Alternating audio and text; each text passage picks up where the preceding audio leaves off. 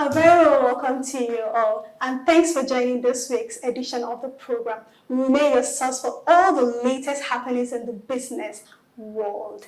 My name is Loretta. Thanks for joining me. On the lineup this week, we bring you excerpts from the press conference of the National Insurance Commission, Naicom, where the Commissioner, Mr. Olusegun Omoshe, gave the journalists an update on the recapitalization exercises of the insurance industry. According to him, response from the insurance company has been very encouraging, as about 20 companies have indicated interest in the capital verification. We are happy with the progress we are seeing, and in this regard, 20 companies have written to us and confirmed their readiness for verification.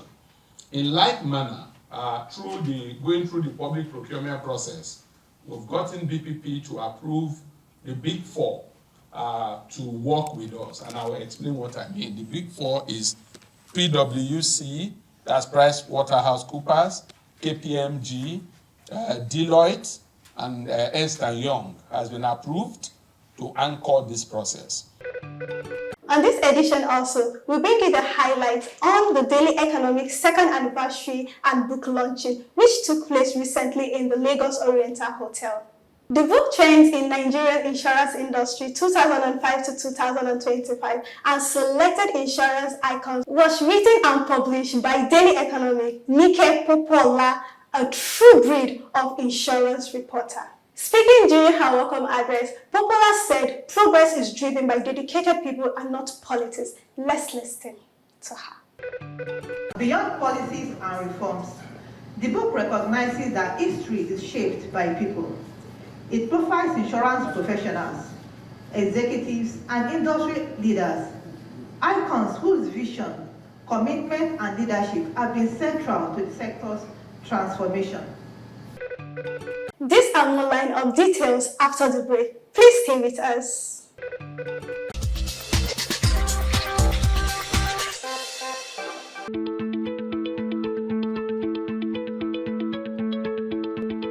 Recapitalization is an aspect of guaranteeing the financial soundness of our market. Interestingly, it happens to be one of the key provisions in NERA. NERA actually made provision for a new minimum capital requirement, which is the MCR, right? And the provision is MCR plus RBC plus risk-based capital. So the first part of it is just the MCR. That's what we are enforcing for now, asking entities to move from 2 billion for life to 10 billion, 3 billion for non-life to 15 billion, and for reinsurance to move from 10 to 35. So basically, that's what we're enforcing. The second phase of it is to then look at their portfolio of risk in relation to the capital they are holding, which is the risk-based capital. And I'm happy to announce to you that that process is on track. We are happy with the progress we are seeing. And in this regard, 20 companies have written to us and confirmed their readiness for verification. In like manner, going through the public procurement process, we've gotten BPP to approve the Big Four to work with us, and I will explain what I mean. The Big Four is PwC, that's PricewaterhouseCoopers, KPMG, Deloitte, and Ernst & Young has been approved to anchor this process. So we have the four big firms that have been approved to pretend over the verification exercise of insurance entities. This is done in a manner that will guarantee transparency of this process. We want everybody to give that opportunity, the transparency that is required. Of course, they will be reporting to us. If we have queries, they must answer our queries. So as we speak, 20 companies have submitted themselves for verification. So they've paid the verification fees and they've paid the processing fee. Yeah, and that exercise has commenced as we speak. We've also received updates from other companies in terms of where they stand, because we receive monthly recapitalization report update from entities. The last one is currently being reviewed. The one of February is currently being reviewed. And I'm happy to say that the chairperson of the recapitalization committee is seated directly opposite me down the hall, Mrs. Toyin Charles. You are welcome, madam. So, the one for February is currently being reviewed, and we're happy with the progress we are seeing. But at a point, for those who have not seen enough traction, we might then be compelled to call them into a room to speak to both the executive and the non-executive directors directly, one-on-one, because we must know what you are doing, right? That exercise will happen by end of this month. We are likely to invite some people, so we are clear in terms of where they are and what they want to do, because our policy holders must not, their interest must not be compromised in any form. Our responsibility is to ensure that no policy holder suffers in this process, and is very important to us. Now, the other part I'll speak to is around reform of the insurance intermediaries. NIRA has made clear provision for new set of registration requirements, for brokers and even for loss adjusters. So we spent time lately to roll out a new guideline around their registration, such that their certificate now is 5 years. It's no longer 2 years. So a new set of regulation and guideline, has been rolled out to take care of that. Yes, with new requirements, enhanced requirements, and what have you. And I'm happy to say that we started issuing new licenses, 5 years licenses, to our intermediaries. Independent actuaries, i.e. statutory actuaries, now have more powers. And this is because, actually have the authority to request for information, conduct investigation, and report directly to Naicom, right? And this is meant to reinforce the reserving practices that we want to see in our entities, right? And also be able to guarantee the long-term sustainability and financial stability of those entities.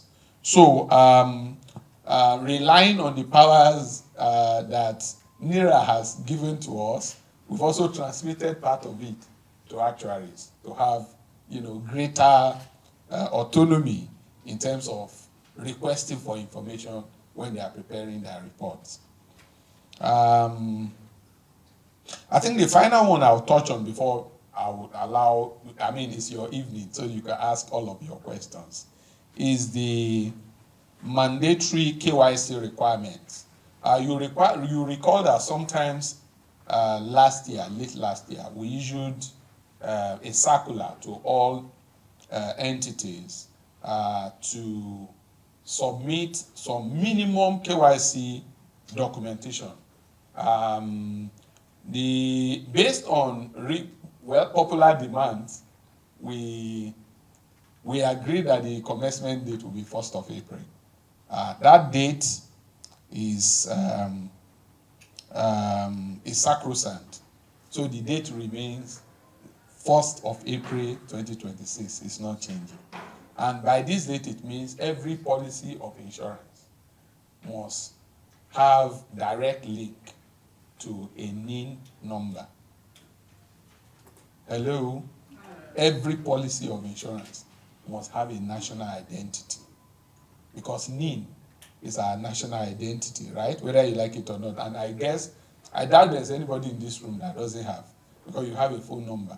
So if you have a phone line, it means, it's linked to, and it's so simple. We've gotten explanations on why people think, it's difficult. And I'm wondering, when you go to MTN or Glo or Airtel to register a line, you don't tell them it's difficult to submit your NIN.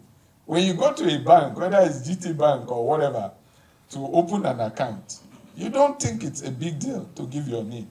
So if you have an insurance policy, and these are, and it's even more than what many of us knows. I think because I'm talking to gentlemen of the press, it's important to emphasize this.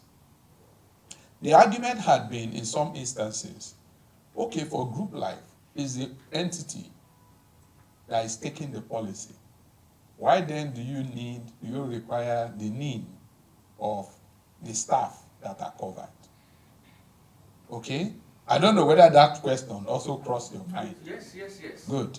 So that you won't have to add it to the questions you ask me. Okay? The reason is simple. The entity has been mandated by law that if you have upward of 3 employees, it is mandatory that you must take up a group life cover for the benefit of those employees. Recall the word benefit of it. So they are the ones that are going to benefit from it. So they are actually the ones that are being covered. The cover is for those employees. So we must know. So for example, so I give you a typical example. So if an employer has 500 employees and he wants to play pranks, he will take cover for only 200. Right? And just give a name of 200, or some don't even, supply in some cases. They give one reason or the other. And because we are desperate for business, we go ahead and take. But out of those 500, anyone that dies, they advise you of the claim. And you go ahead and you settle. Right? So there are some elements in it that will also help the industry by managing fraud. Right? So it means if I therefore have 500 employees, I must supply the 500. Because beyond the insurance sector, there are other sectors, other regulators that are interested in that. That process does not end with insurance.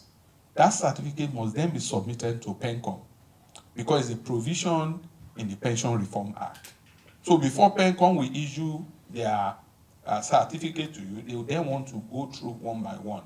And okay, let me also disclose. One of the few things we've done in Naicom is we are now automating all of our processes. So we are creating portals for, let me not use the word portal, let me say, we are creating windows for each of those agencies to log into our system and confirm and check the authenticity.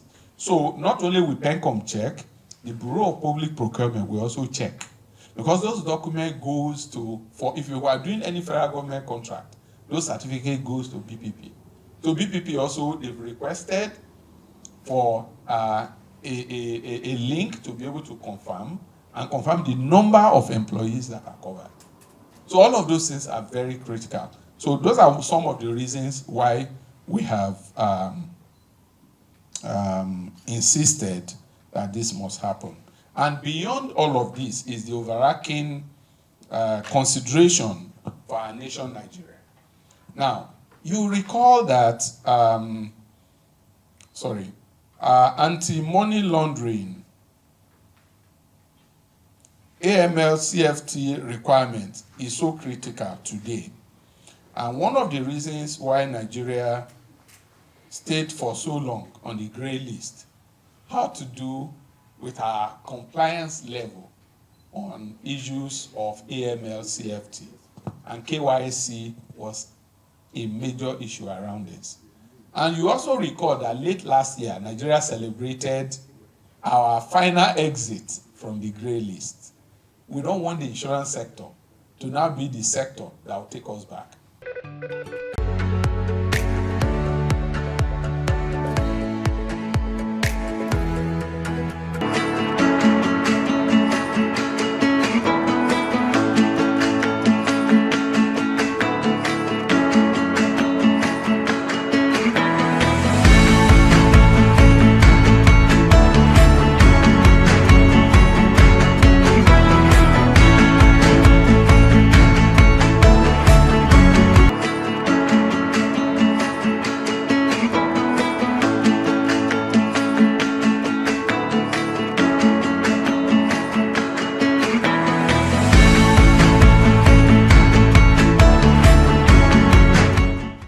Daily Economy is an online news media that provides news on different sectors of the economy, particularly insurance.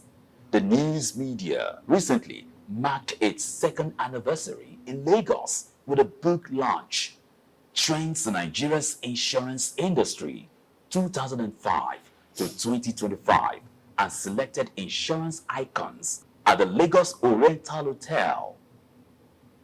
Welcoming guests to the event, the publisher, Daily Economy, and author of the book, Ms. Adenike Popola, noted that progress is always driven by dedicated people and not just policies.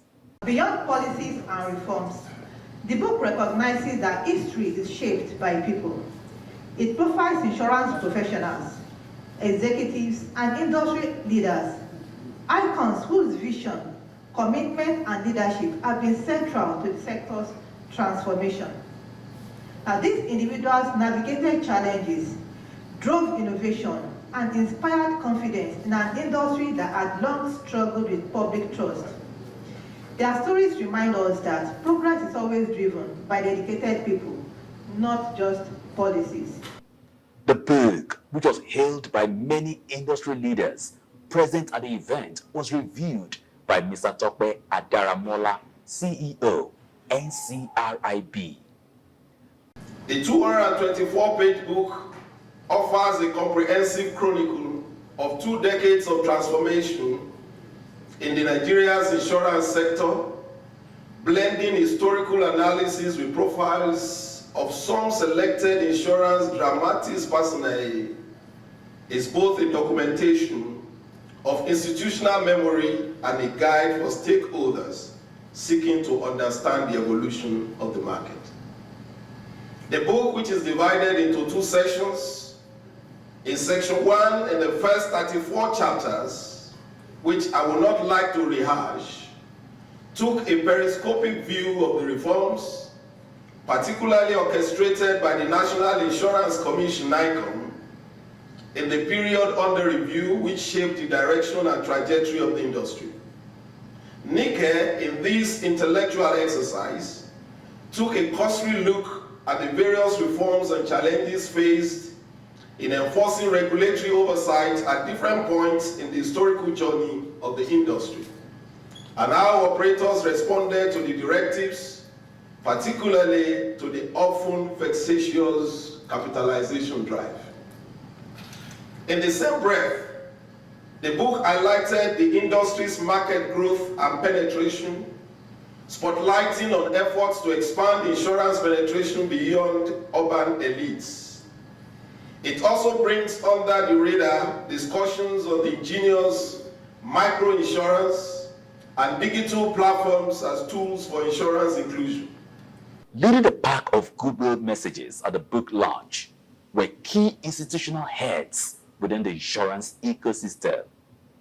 In his brief remarks, the chairman of the occasion and chief launcher, Prince Dr. Feishayo Shoyewo, NFR, challenged other insurance journalists to rise to the occasion as the industry is in need of good books. When she informed me of this project, this book, and he brought a copy to me as advance copy to go through, I became more excited and proud of her. She is blazing the trail, and I will use her to challenge our other insurance journalists. There's so many of you brilliant there.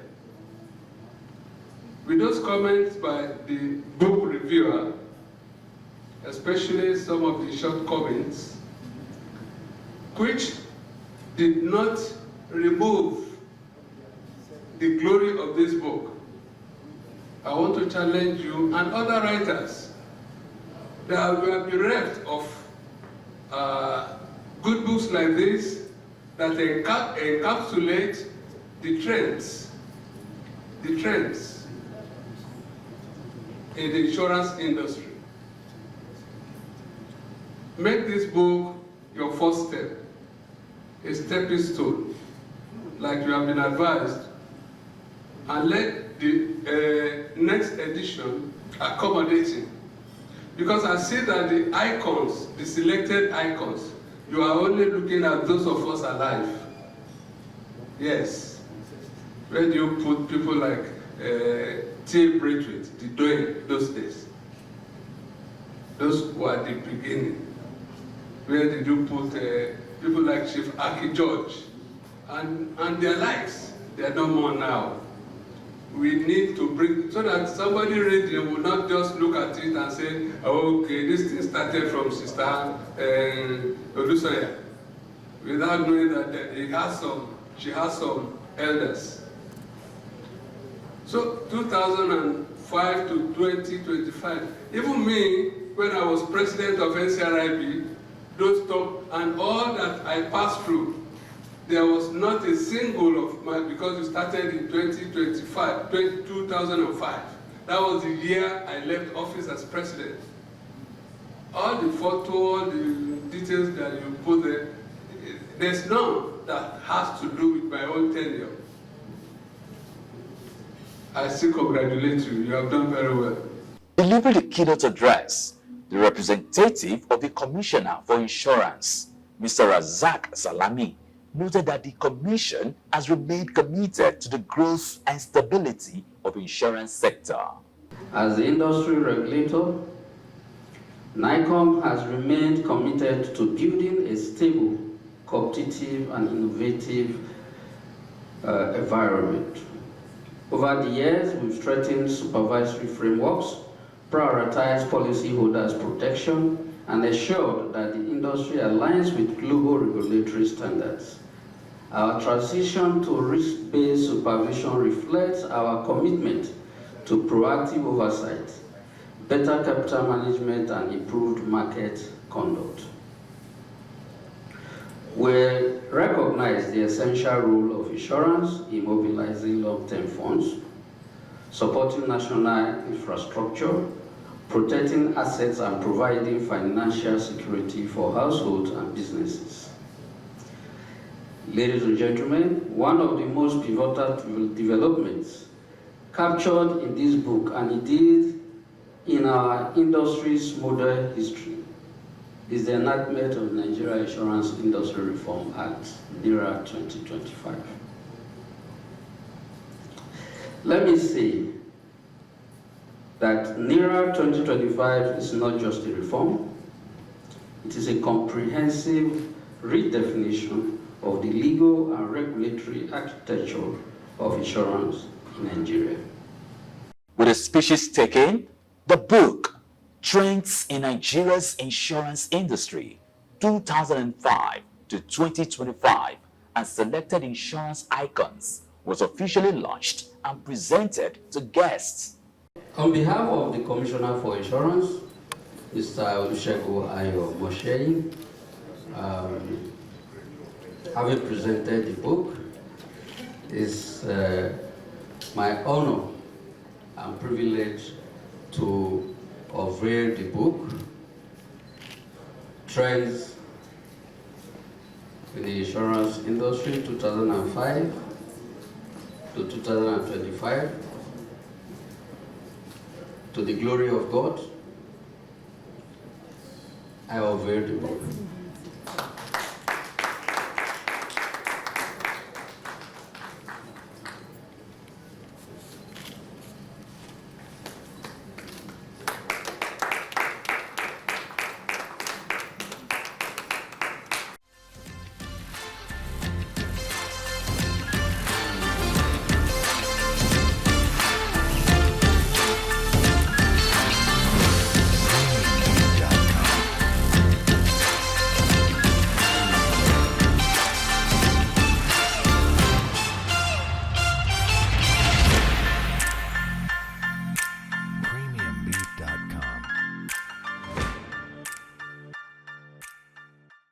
There is no doubt that Nike Popola, the author, has taken a bold step in putting out this body of work.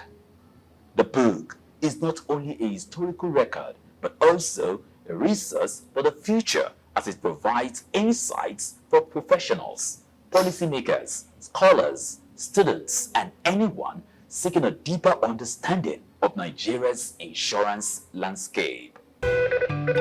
This is our time on the program this week. Join us next time on a fresh package. But until then, feel free to join us or connect with us on all our social media handles, and also follow us on our YouTube channel, Almond Finance TV. Until then, my name is Loretta. It is a goodbye from me and the team.